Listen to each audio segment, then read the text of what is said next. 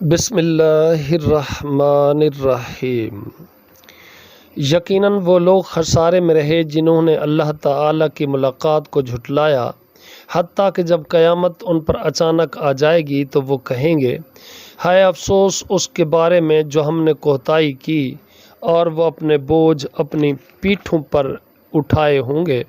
سن لو، برا ہے جو بوجھ وہ اٹھائیں گے، اور دنیا کی زندگی کھیل اور تماشے کے سوا کچھ نہیں، اور آخرت کا گھر یقیناً ان لوگوں کے لیے بہت ہی بہتر ہے جو اللہ تعالیٰ سے ڈرتے ہیں۔ تو کیا تم سمجھتے نہیں؟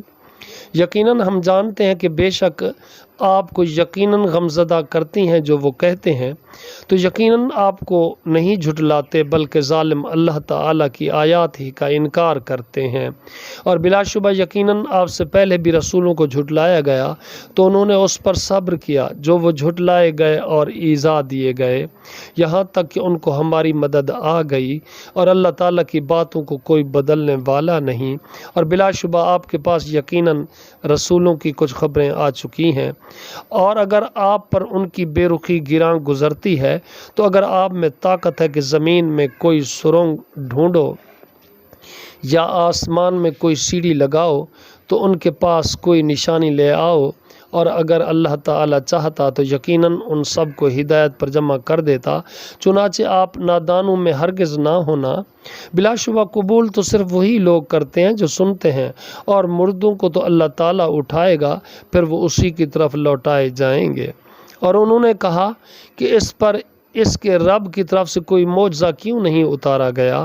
آپ کہہ دیں، یقیناً اللہ تعالیٰ اس پر قادر ہے کہ کوئی معجزہ اتارے، لیکن اکثر لوگ نہیں جانتے۔ اور کوئی جانور زمین میں اور نہ کوئی پرندہ کہ وہ اپنے دونوں پروں سے اڑتا ہے مگر تمہاری طرح کی امتیں ہیں۔ ہم نے اپنی کتاب میں کوئی چیز نہیں چھوڑی، پھر یہ اپنے رب ہی کی طرف اکٹھے کیے جائیں گے۔ اور جن لوگوں نے ہماری آیات کو جھٹلایا وہ بہرے، گونگے، اندھیروں میں پڑے ہیں۔ اللہ تعالیٰ جس کو چاہتا ہے بھٹکا دیتا ہے، اور جس کو چاہتا ہے سیدھے راستے پر چلا دیتا ہے۔ آپ کہتے ہیں تمہارا کیا خیال ہے اگر تم پر اللہ تعالیٰ کا عذاب آ جائے یا تم پر قیامت آ جائے تو کیا تم اللہ تعالیٰ کے سوا کسی غیر کو پکارو گے اگر تم سچے ہو؟